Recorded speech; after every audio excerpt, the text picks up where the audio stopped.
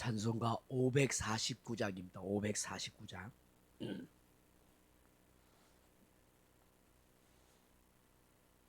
찬송가 549장입니다.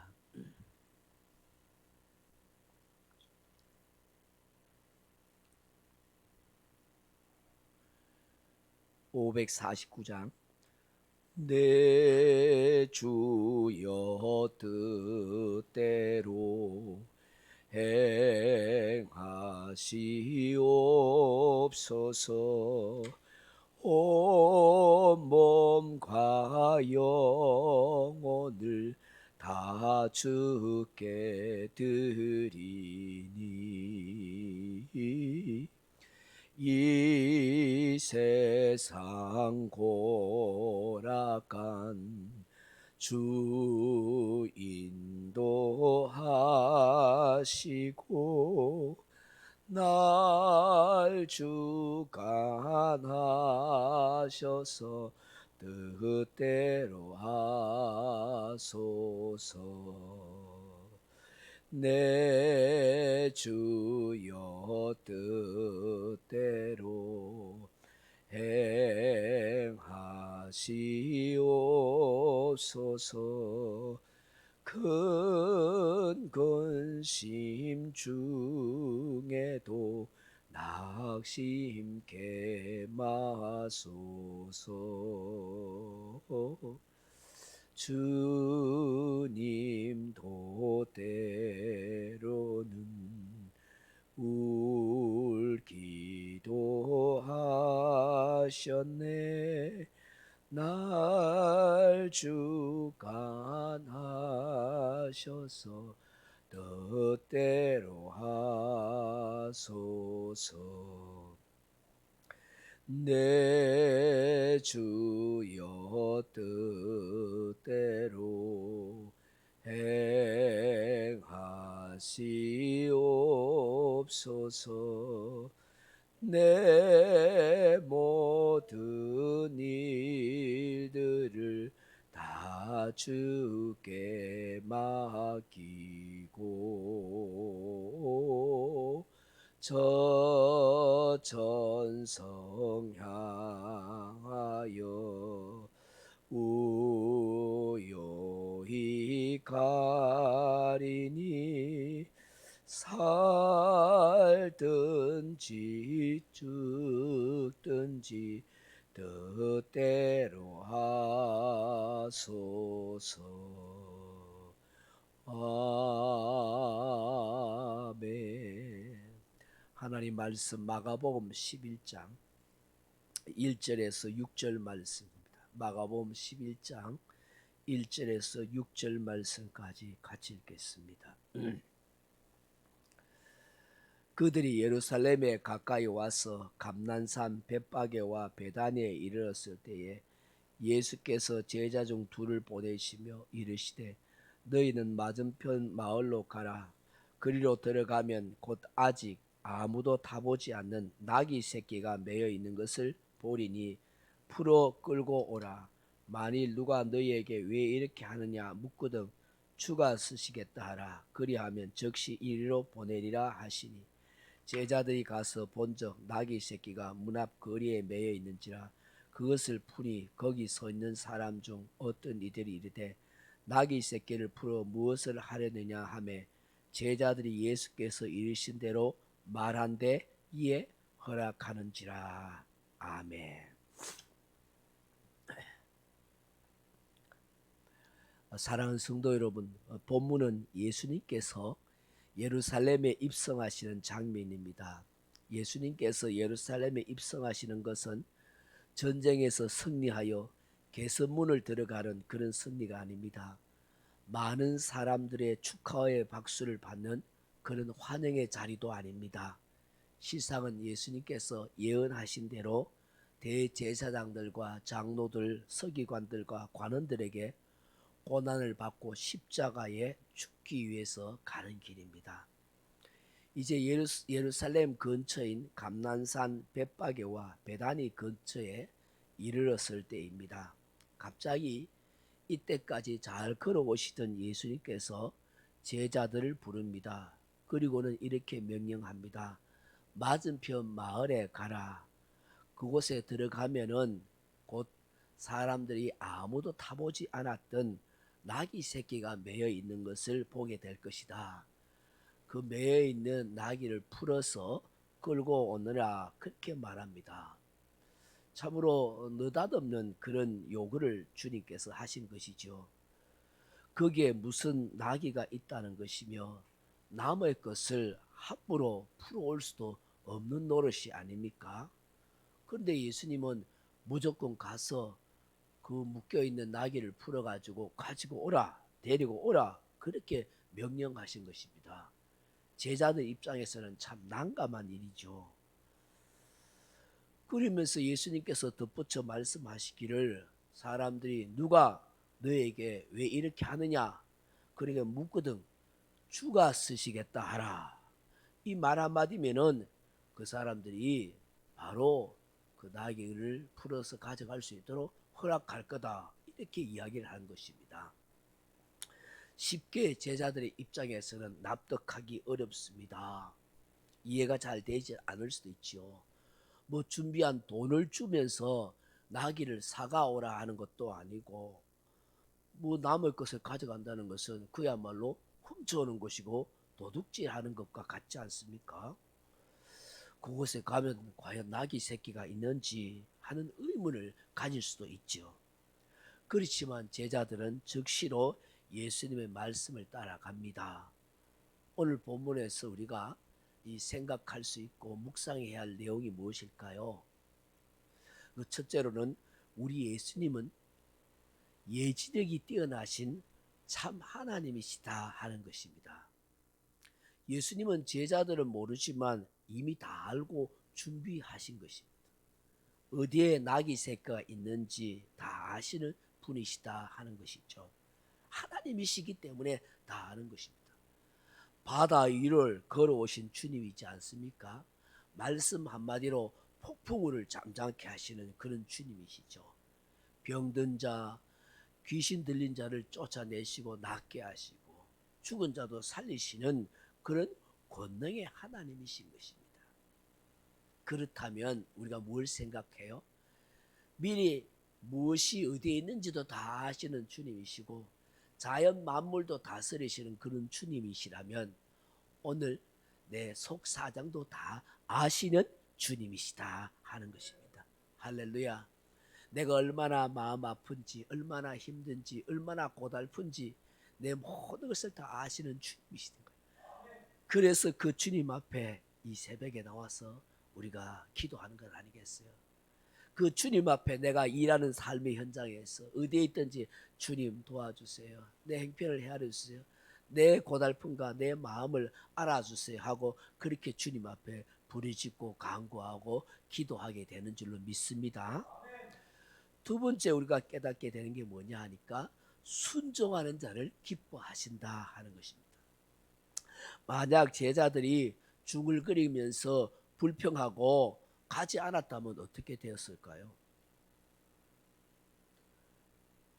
또 예수님께서 예루살렘에 입성하시면서 아이고 예수님이 뭐 걱정이 많나 뭐 정신이 나갔나 이래 하면서 예수님 명령을 듣지 않고 만류했다면 어떻게 했을까요? 아이 귀찮다.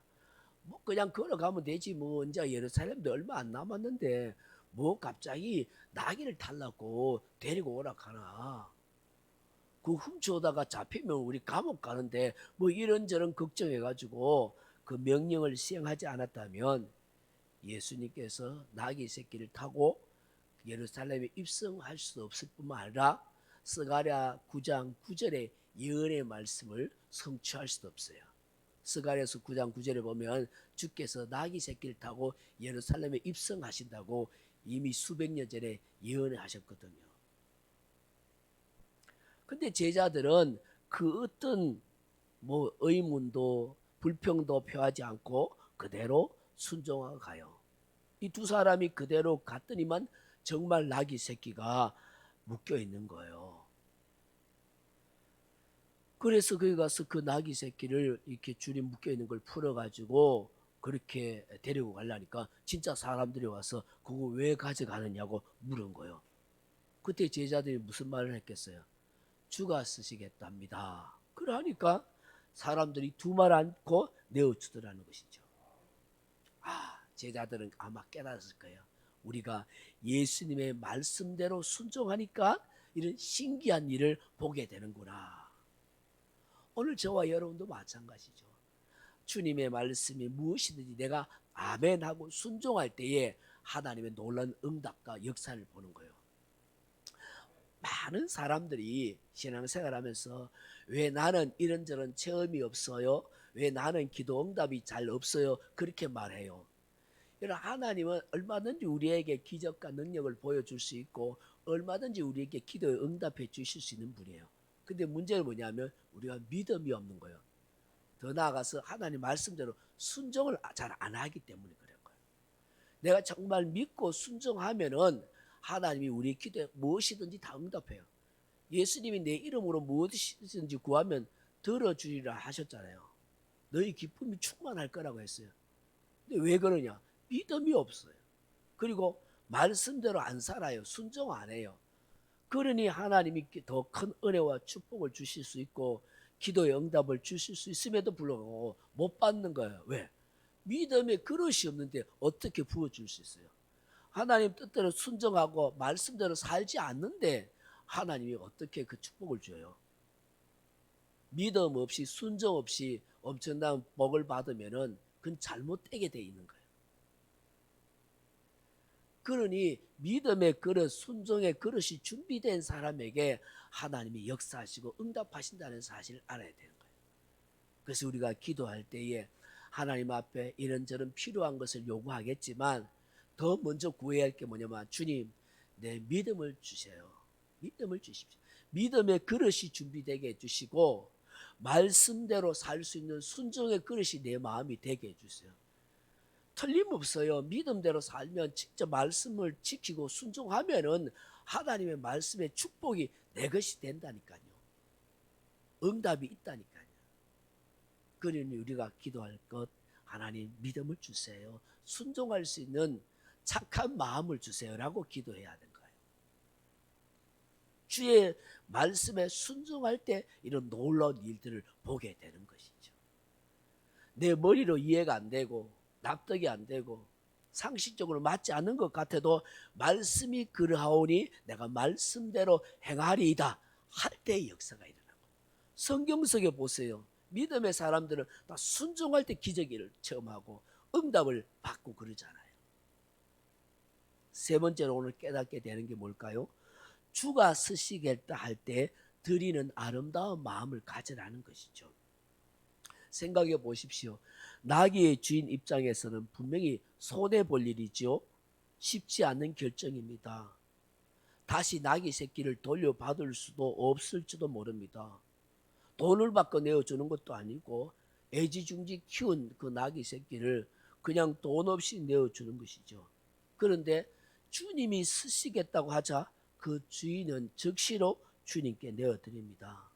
그 사람의 이름은 나와 있지 않지만 그 사람은 분명히 축복의 사람이 된 것입니다. 주님을 위해서 이 나귀 새끼를 드렸으니까 자기의 아까운 재산을 주님 앞에 바쳤기 때문에 분명히 그 사람은 엄청난 축복을 하나님으로부터 받았을 것입니다.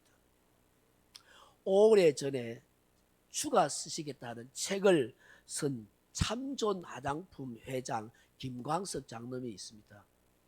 한 10여 년 전인가 싶습니다. 그분이 책을 뭘 썼냐면 주가 쓰시겠다 하는 책을 썼어요. 알지요? 참존 화장품. 그 회장 김광석 장로님이 있었는데요. 하루는 이 장로님이 그 다니고 출석하는 교회, 서울의 소망교회라고 했어요. 지금은 은퇴하셨지만 곽선희 목사님께서 이 참존 화장품 이 김광석 장로님이 부르시더만은 대뜸 그렇게 말하는 거예요. 우리 교회가 성교관을 지어야 되는데 장로님 100억 좀 헌금 좀 하이소 이랬대요. 그때 회장님은 이 참존 화장품은 큰 회사가 아니었어요. 조그만한 그 이제 화장품 만드는 그런 회사였대요. 별로 유명하지도 않았대요. 재정적으로 이 회사도 굉장히 좀 어려울 때였대요. 자금 회전이 잘 안 되는 그런 어려운 상태였대요.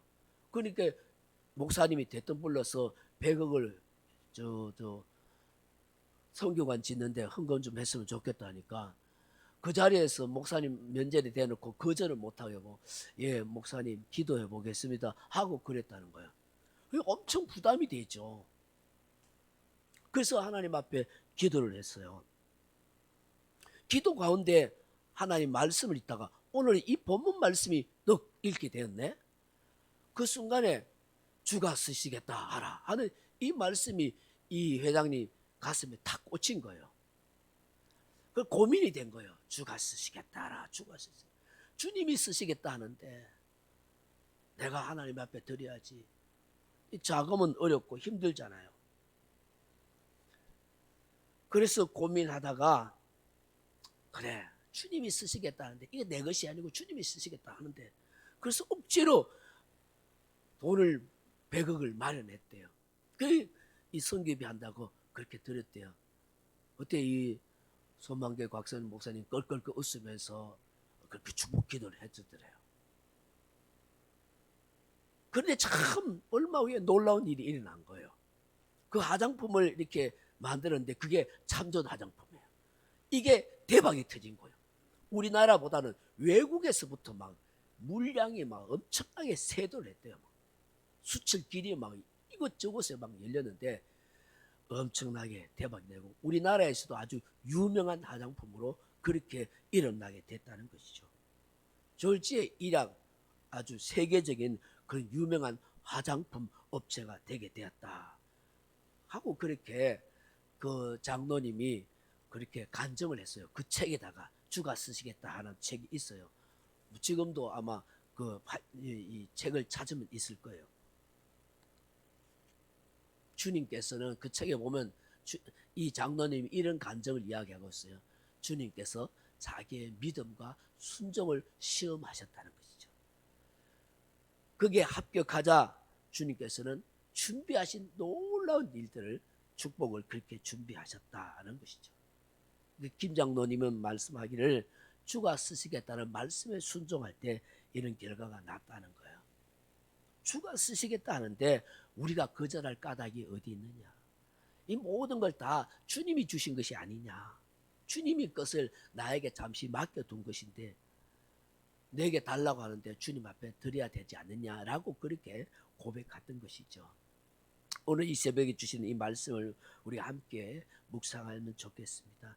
모든 것을 다 알고 계시는 예수님, 내 속사정을 아시는 주님께 내 모든 것을 아뢰며 기도하기를 원합니다.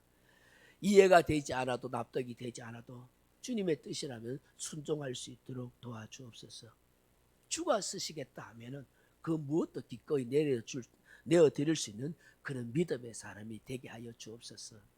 그렇게 기도하는 저와 여러분 되기를 주님의 이름으로 축원합니다. 예, 각자 기도하시다가 돌아가시기 바랍니다.